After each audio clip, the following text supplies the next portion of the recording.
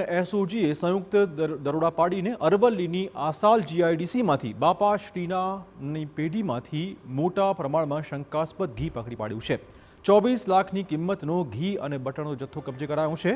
ઘી અને બટરના નમૂના તપાસ માટે મોકલી અપાયા છે।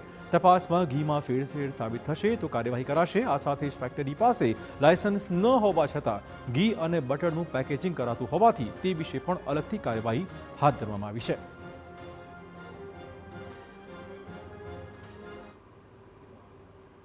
તે પાસે કોઈ લાયસન્સ નહોતું બનાવવાના જગ્યા ઉપર અને વગર લાયસન્સે આ એક ઘીનું ઉત્પાદન કરતા હતા।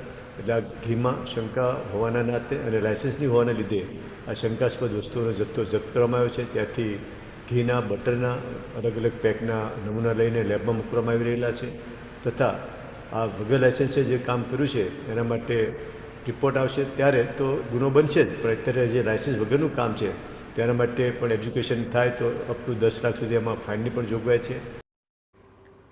એક મહત્વપૂર્ણ સમાચાર ગાંધીનગરથી, જ્યાં ધોરણ